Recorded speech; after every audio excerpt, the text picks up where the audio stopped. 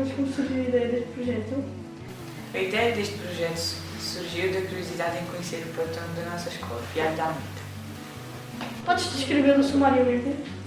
Numa breve síntese, o nosso projeto tem como objetivo abordar a leitura através da utilização de meios digitais e de textos que aproximem mais os alunos da sua identidade cultural. Muito interessante, e que mais? Este será o ponto de partida para conhecermos os contextos e aprendizagens e, muito importante, de modo a incluir todos os alunos nas diferentes etapas. O que quer isto dizer concretamente? Que com este projeto desenvolvido a partir da obra de Fialho de Almeida, uma parte dela, podemos conhecer o autor alentejano que viveu em Cuba, que escreveu sobre a vivência rural alentejana, mas que também refletiu sobre questões políticas, que relatou as viagens a outros países e assumiu o seu fascínio por um mundo onde os aspectos mais negativos da ruralidade acabam por abrir portas ao conhecimento. Que ganhos para os alunos? A nós abriu as portas ao mundo digital e à inclusão de alunos com dificuldades a nível da leitura e da escrita, nomeadamente os alunos com dislexia. Fascinante! Mais algum ponto de interesse neste projeto? Sim, posso referir que a Biblioteca Escolar teve o seu papel na formação de leitores competentes em suportes digitais, o desenvolvimento de competências no âmbito das tecnologias da informação e comunicação, privilegiando a leitura e promovendo atividades focadas nessa prática. E é preciso referir a parceria com a Associação Fialho de Almeida, que facilitou o desenvolvimento de atividades diversas de contato com a obra do autor. Palestras, visitas à Casa Museu Literário Fialho de Almeida, encontros com o autor da banda Fialho de Almeida, um homem sem medo.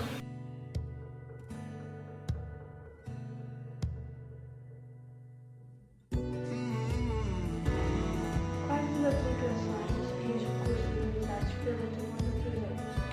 Nós neste projeto utilizámos um conjunto de recursos que contribuíram para ajudar os alunos com dificuldades na aprendizagem da leitura, nomeadamente para os alunos com dislexia, mas procurámos fazê-lo de modo a implicar, a envolver todos os alunos, ou seja, de modo a torná-lo inclusivo.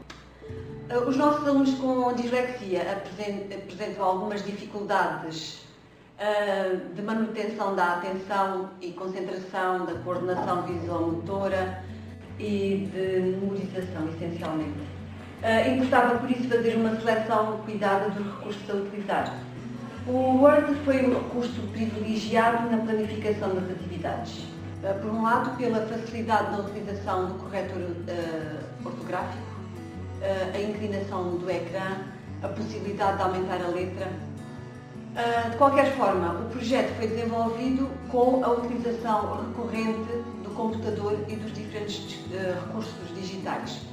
O Google Earth Web, que funcionou também para a ancoragem do projeto, o Anchor FM, para a realização de podcast, o Book Creator, para a criação de livros, o dicionário online, para todas as dúvidas relacionadas com o vocabulário e com a escrita, o Jamboard, sobretudo para alguns jogos com os alunos com as dificuldades de dislexia, e ferramentas de trabalho, estas que contribuem todas elas para que os alunos com dislexia possam ter o seu trabalho mais facilitado, mas também para todos os alunos da turma.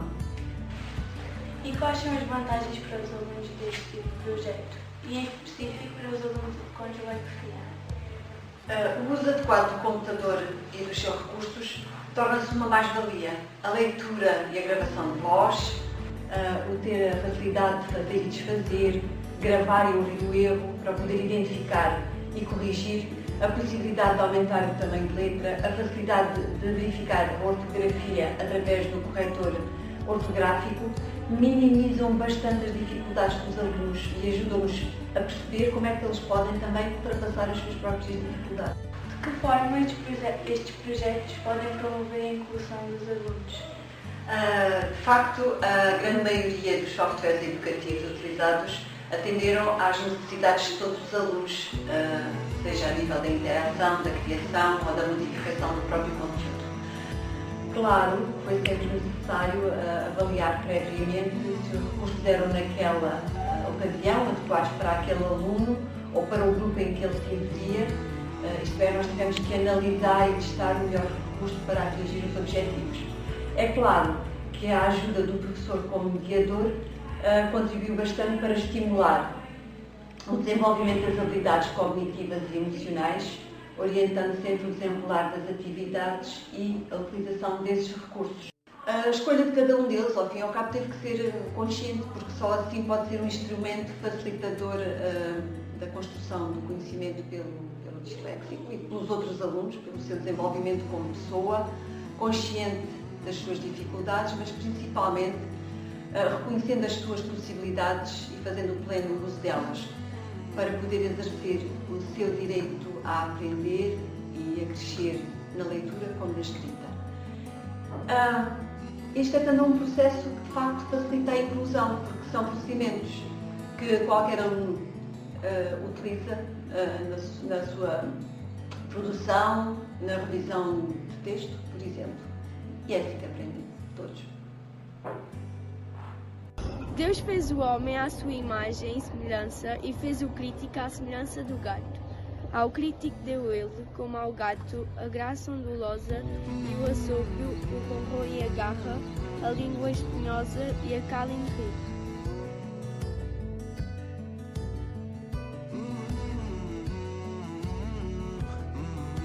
Como terapeuta, que técnicas aconselha os professores a utilizar em sala de aula no seu dia-a-dia?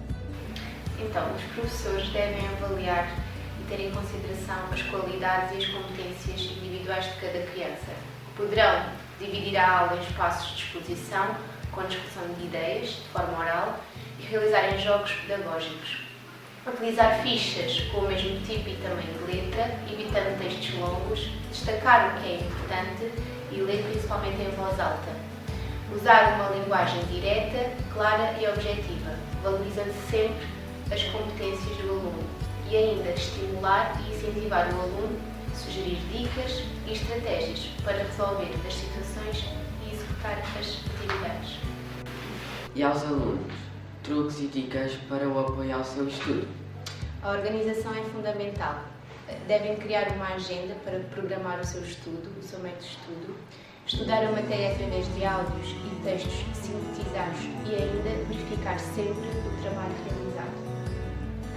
Eis o preciso instante de um abrir quando à minha velha gelosia, no pequenino largo que desafoga das mais casas à fronteira da minha velha habitação. Já o velho Zé Félix tem ligarreado a sua velha catarreira.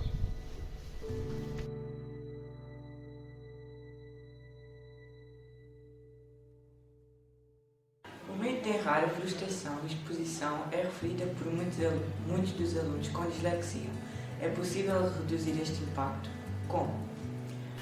É verdade que a criança com dislexia depara-se com o fracasso. Não acompanha as aprendizagens da leitura e escrita do resto da turma. Então começa a duvidar das suas capacidades. Pensa que não presta, deixa de investir nela própria. Naturalmente, a criança com dislexia fica triste, com baixa autoestima e insegura pelo repetido insucesso escolar e pelo fracasso em superar as suas dificuldades. Outras vezes também pode demonstrar alguns comportamentos disruptivos, resistência às atividades escolares, desmotivação. Em geral, as alterações emocionais na dislexia surgem como uma reação secundária aos problemas do rendimento escolar. As crianças com dislexia tendem a exibir um quadro mais ou menos típico, com variações de criança para criança, cujas reações mais características podem ser o medo de errar, a frustração, medo da exposição, entre outras coisas que também podem surgir. Este impacto emocional pode ser reduzido através do apoio familiar, que é muito importante, e também do acompanhamento psicológico. Neste acompanhamento pretende-se uma alteração do pensamento que leva à alteração do comportamento. O terapeuta tem ao seu dispor técnicas que serão utilizadas durante a terapia, com ferramentas e intervenções específicas para cada criança. No caso da dislexia, considero muito importante inicialmente efetuar uma reestruturação cognitiva Para quê? Para explicar o que é dislexia, como se manifesta. Depois atuamos principalmente ao nível das componentes emocionais mais afetadas, para podermos então aplicar estratégias para promover um adequado desenvolvimento de cada criança. Miando pouco, arranhando sempre, não temendo nunca. Já lhe levantavam estátuas e poetas anónimos que tecem genealogias bizarras, onde as alusivas transparências da fábula deixou recompor um patético culto à natureza.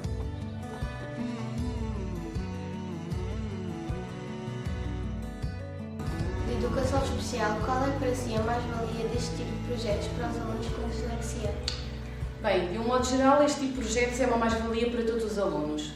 No caso particular dos alunos com dislexia, e estando este já no 7º ano de escolaridade, já foi ultrapassada a fase de iniciação da leitura e da escrita. Mas existem pequenas dificuldades que muitas vezes comprometem a compreensão, como até a própria participação dos alunos na aula. Assim sendo, é importantíssimo que os diversos docentes titulares diversifiquem os seus instrumentos de avaliação e de trabalho. Enquanto docente de educação especial, deve ser um aliado neste processo. Destaco como uma mais-valia dois pontos fundamentais.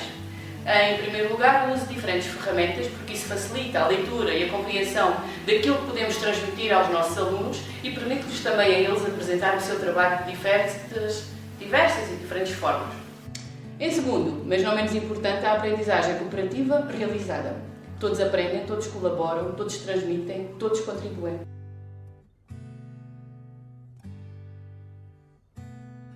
No âmbito do projeto Leitura Chamede, vamos falar com uma aluna com dislexia e tentar perceber de que forma isso condiciona a sua vida escolar.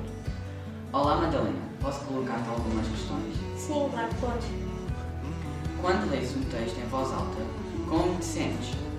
Sinto-me insegura, tenho medo de não conseguir ler a primeira vez e falhar. Achas que para algumas pessoas ser disléxico é ser menos inteligente? Sim, algumas pessoas pensam isso. Acho que é logo algo que se pode controlar. Quando estudas sozinha em casa, sentes mais ou menos dificuldade na leitura e na escrita? Quando estou em casa, estou mais concentrada e mais confiante. Se errar, ninguém vai rir. Obrigado, Madalena. Não. Às vezes, quando estou a escrever, chego a um ponto em que paro de escrever. Leio tudo e vejo que não está bem. Apago e depois faço logo correto. Madalena, 13 anos. Apercebo muitas vezes das dificuldades da minha irmã, da frustração dela. Fico muito chateada por não conseguir fazer bem à primeira. Joana, 12 anos. Fico triste porque sei que alguns vão rir. Madalena, 13 anos. A turma pode dar Iris, 13 anos.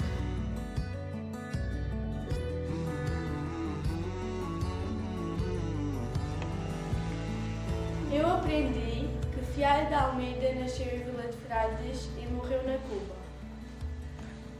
Eu aprendi a conhecer melhor a vida de Jair de Almeida.